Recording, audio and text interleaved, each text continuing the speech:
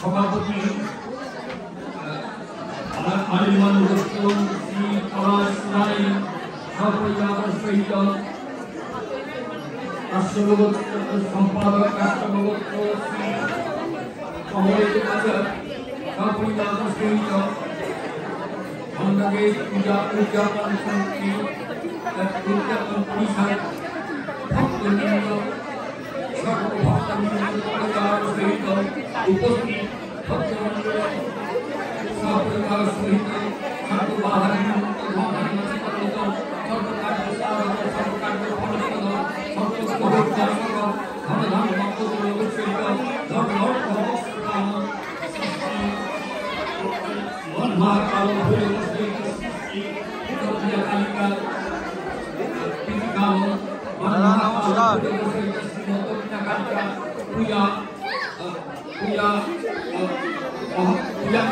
Home परमाहम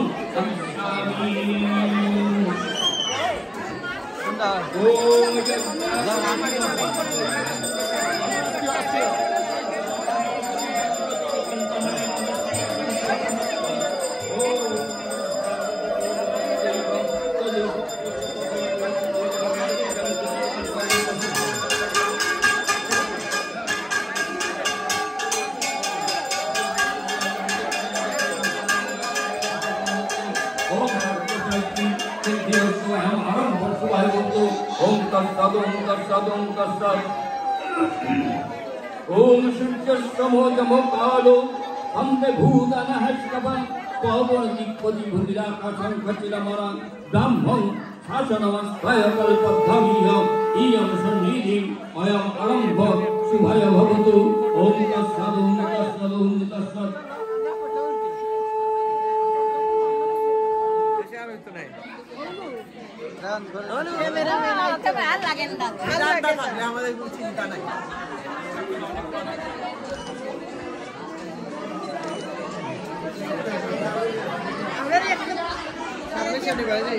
हाँ काली पूजा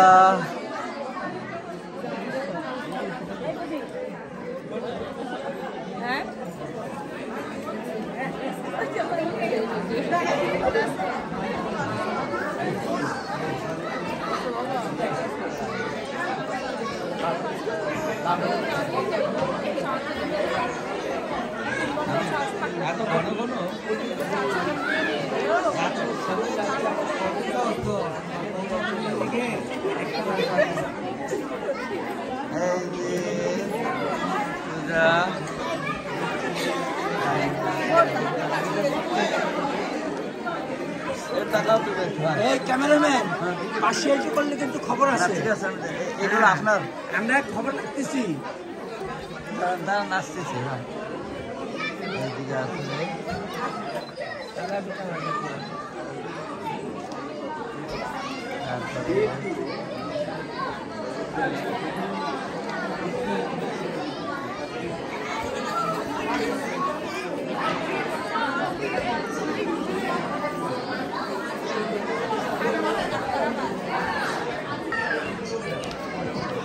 দাদা একটু কালী পূজা আজকে কেমন কি হচ্ছে এটা এই সম্পর্কে একটু কিছু বলেন।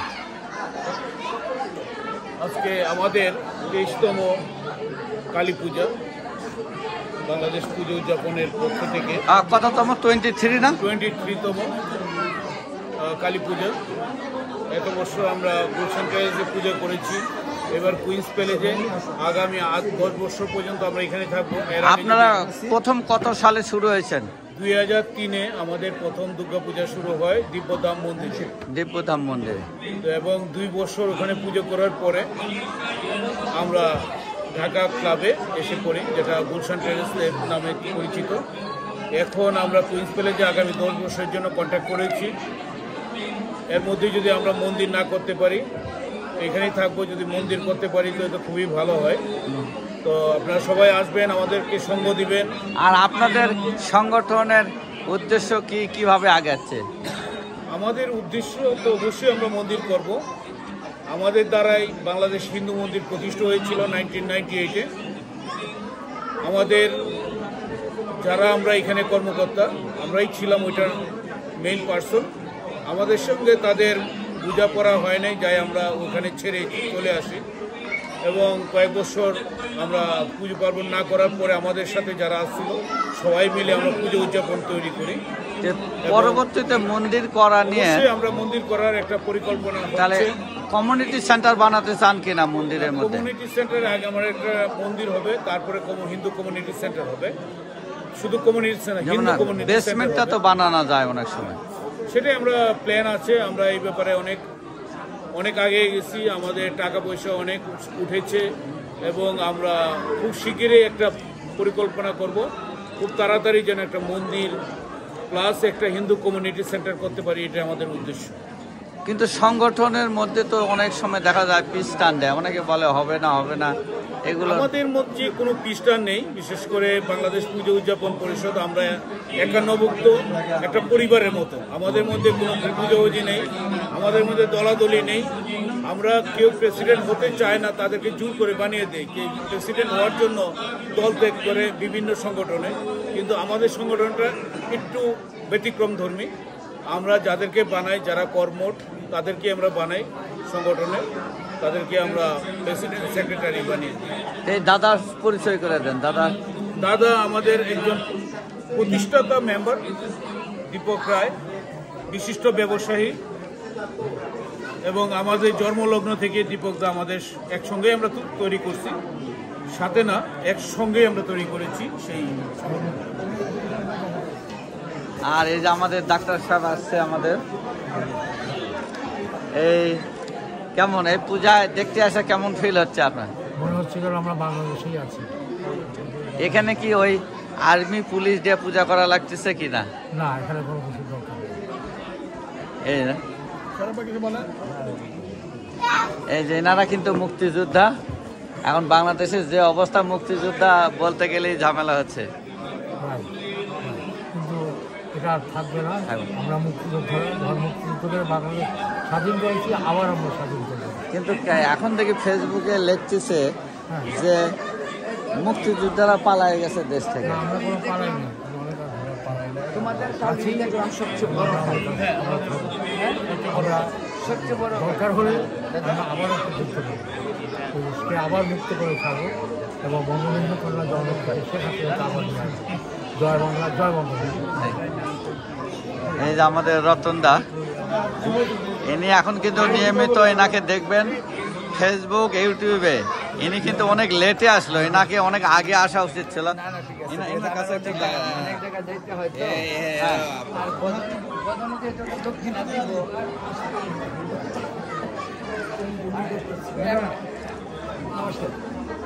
একটা দক্ষিণা পাই তো, আমি পুরোহিত না হয়েও কিন্তু দক্ষিণা। আপনি কালী পূজার সম্পর্কে কিছু বলেন। কালী পূজার নাম, কালী পূজা তো সিম্বলিক, আসলে ঘটনা হলো দীপাবলি।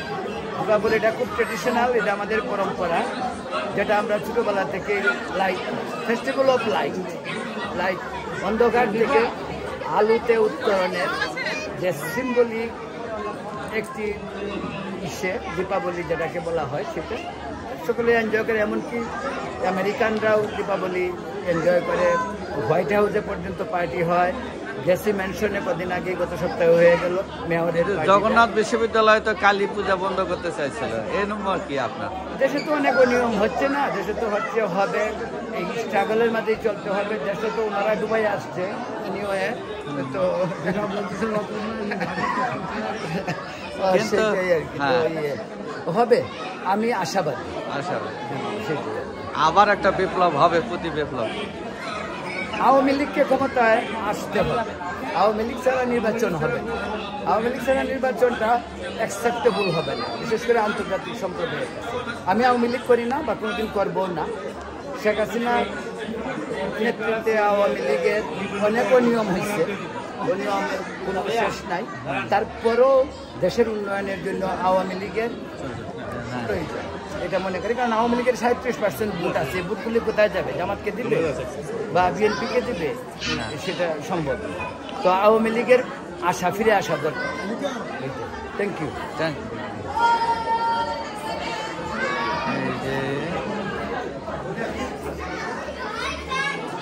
দাদারা ঘরেন দেখি। হ্যাঁ,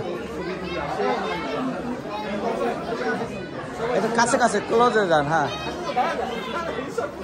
লাইফেও দেওয়া আছে কিন্তু বুঝছেন।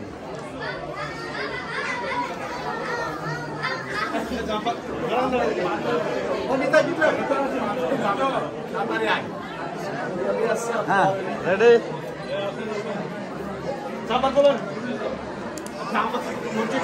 আসেন না, কিন্তু হচ্ছেটা কি? আসেন না।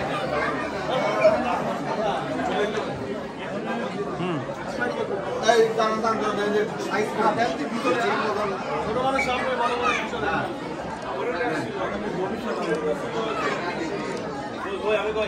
আসেন মামা।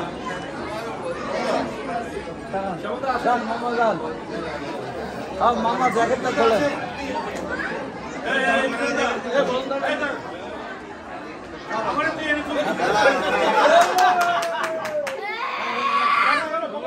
লাইভ দেওয়া আছে কিন্তু, যা বলতেছে তাই যাইতেছে। লাইভ আছে, লাইভও আছে। হ্যাঁ, যান আগে যান। হ্যাঁ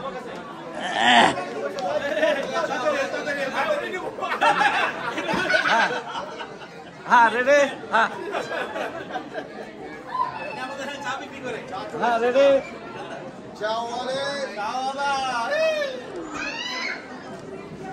শুভ দীপাবলি, শুভ দীপাবলি, শুভ দীপাবলি, শুভ দীপাবলি।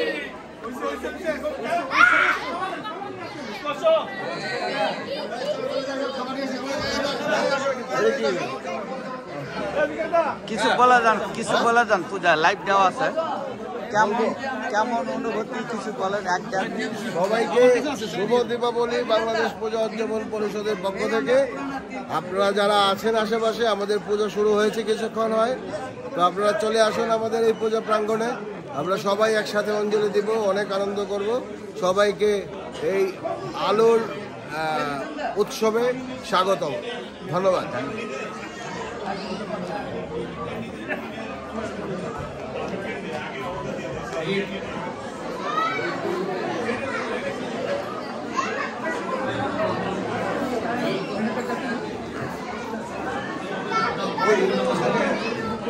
আমাদের